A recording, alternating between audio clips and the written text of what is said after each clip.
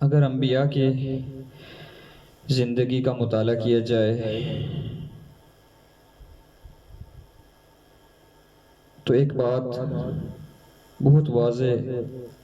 اور اہم چیز جو سامنے نظر آتی ہے وہ یہ ہے کہ دو چیزیں، ایک خدمت اور ایک قربانی، ایک خدمت اور ایک قربانی۔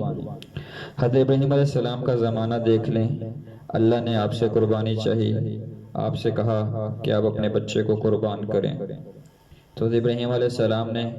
قربانی کرنے سے دریغ نہ کیا، حضرت اسماعیل علیہ السلام نے قربان ہونے سے پیچھے نہ ہٹے۔ حضرت نوح علیہ السلام کا زمانہ دیکھ لیں کہ 70 سے 80 لوگ مسلمان ہوئے، دین کی خاطر آپ نے اتنی قربانیاں دی، اتنی مشقت اٹھائی، یہاں تک کہ اپنے گھر والے بھی کامیاب نہ ہوئے، اپنے گھر والوں نے بھی آپ کی بات نہ مانی،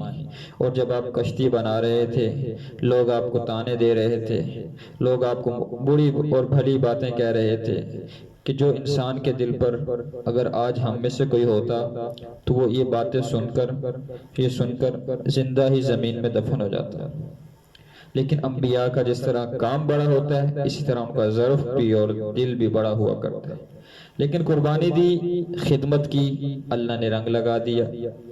جو 70-80 لوگ آپ کی قربانی کی وجہ سے دین پر ہے اللہ نے انہیں کامیاب کر دیا۔ تو اس طرح چلتے آئے لوط علیہ السلام کا زمانہ آیا، پھر آتے آتے آخر میں یہاں تک کہ اللہ کے حبیب سرکار دو جہاں صلی اللہ علیہ وسلم کی زندگی کو بھی اگر دیکھا جائے تو یہ دو چیزیں واضح اور اہم نظر آتی ہیں، قربانی، خدمت قربانی، کہ جو لوگ آپ کو صادق اور امین کہتے تھے، جب دین کی بات آئی، اللہ کی شریعت کی بات آئی، نبوت کا تقاضا ہوا تو کیا کہنے لگے؟ یہ جھوٹا ہے، نعوذ باللہ من ذالک، یہ مجنون ہے، نعوذ باللہ من ذالک۔ لیکن آپ نے قربانی دی، آپ نے دل بڑا کیا، آپ نے قربانی دی تو اللہ نے سب سے آخر میں آنے کے باوجود سب سے بڑا مقام، افضل مقام، اعلیٰ مقام نصیب فرما دیا۔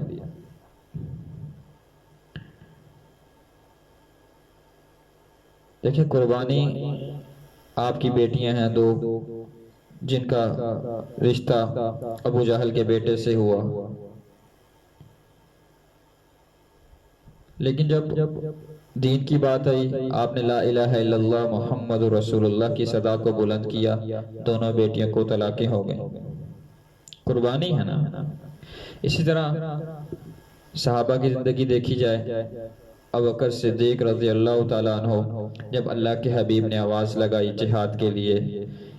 کہ جس کے پاس جو ہے جتنا ہے لے آئے، ابوبکر صدیق رضی اللہ تعالیٰ عنہ گھر کا سارا سامان لے آئے، یہاں تک کہ گھر میں سوئی تک نہ چھوڑی، اور اپنے جسم پہ جو لباس پہنا ہوا تھا اس کو بیچ کر اس کے پیسے بھی لا کر آپ علیہ السلام کی خدمت میں رکھ دیے۔ حضرت عمر فاروق رضی اللہ تعالیٰ عنہ کا زمانہ دیکھیں کہ ایک بڑی جنگل میں کسی نے بتلایا کہ پیاسی اور بلک اور رو رہی ہے، اس کے بچے بلک رہے ہیں، رو رہے ہیں۔ آپ نے خود امیر المومنین، اگر یوں کہا جائے کہ وزیر اعظم ہونے کے باوجود، راشن خود سر پر اٹھایا، چلتے گئے جنگل میں جا کر اس بڑھیا کو دیا، اس کے لیے ہنڈیاں پکائی، ان کے بچوں کو کھلا کر جب ہنستا ہوا دیکھا تو تب دل کو اطمینان ہوا۔ یہ قربانی ہے نا۔ نفس کا تقاضا تو یہ تھا کہ نفس تو یہ کہہ رہا ہوگا آپ تو امیر المؤمنین ہیں، وقت کے خلیفہ ہیں، آپ چل کر جا رہے ہیں، آپ بھجوا دیں کسی کے ہاتھ، لیکن نہیں، قربانی دی، خدمت کی، اللہ نے رنگ لگا دیا۔ عثمان کو دیکھ لیجئے، خود پیاسے ہیں، موجودہ دور کے لوگوں کے لیے، اللہ کے حبیب کے چاہنے والوں کے لیے کنواں خرید کر دے رہے ہیں، قربانی دی۔ حضرت علی رضی اللہ تعالیٰ عنہ کی زندگی کو دیکھ لیں، جنہیں حیدر کرار بھی کہا جاتا ہے، جن کی شجاعت کو تسلیم کیا جاتا ہے، جن کی شجاعت کو مانا جاتا ہے، جن کی پہلوانی کو اس وقت بھی اس دور سے لے کر آج تک تسلیم کیا جاتا ہے، جن کی پہلوانی اور بہادری آج کے دور میں بھی مثال ہے۔ لیکن جو ذہین اتنے مسائل کو اتنا جانتے تھے کہ جو پیچیدہ مسئلہ ہوتا آپ مسئلے کو کچھ سیکنڈ میں حل کر دیا کرتے، اور سب سے بڑی سعادت کی بات کہ آپ کی زندگی میں ابھی بچپن ہی میں اگر کسی نے سب سے پہلے اللہ کے حبیب پر ایمان لایا تو ان میں نام حضرت علی رضی اللہ تعالی عنہ کرم اللہ وجہہ کا ہے، کرم اللہ وجہہ کا۔ تو لیکن انہوں نے بھی قربانی دی۔ آپ علیہ السلام جب اللہ نے بتلایا کہ بھائی آپ کے لیے قتل کی سازشیں تیار کی جا رہی ہیں، آپ کو نعوذ باللہ قتل کرنے کی ترتیب بنائی جا رہی ہے، آپ یہاں سے ہجرت کریں، اللہ کے حبیب نے اپنے بستر پر امانتیں آپ کے پاس تھیں، وہ امانتیں آپ حضرت علی رضی اللہ تعالیٰ عنہ کے حوالے کر کر رخصت ہو گئے۔ اب پتا تھا کہ آنے والا دشمن رات کا وقت ہے، اگر وہ انجانے میں قتل کرنا چاہتا تو جان کس کی جاتی؟ حضرت علی رضی اللہ تعالیٰ عنہ کی، لیکن اللہ نے بچایا۔ لیکن دیکھیں نا، قربانی دی، خدمت کی، قربانی دی، اللہ نے رنگ لگا دیا۔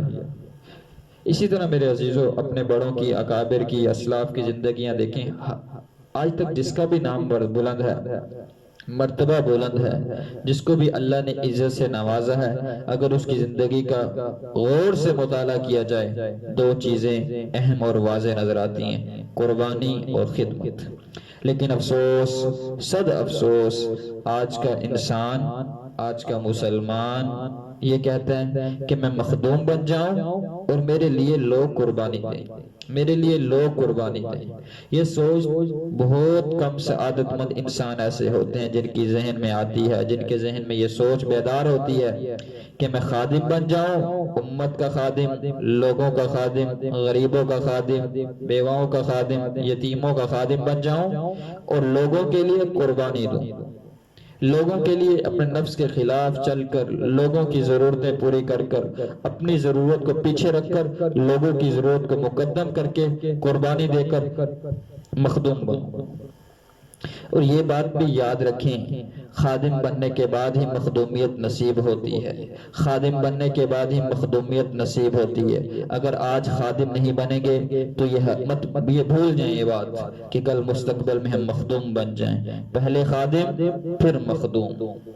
جوانی بھی خدمت میں گزر جائے، بچپن بھی خدمت میں گزر جائے، لڑکپن بھی خدمت میں گزر جائے، تب جا کر بچپن، بڑھاپا مخدوم بن کر نصیب ہوتا ہے۔ تو اللہ ہم سب کو بھائی دین کی خاطر قربانی دینے کی اور امت کے لیے دن رات ایک کر کے اخلاص کے ساتھ خدمت کرنے کی توفیق نصیب فرمائے۔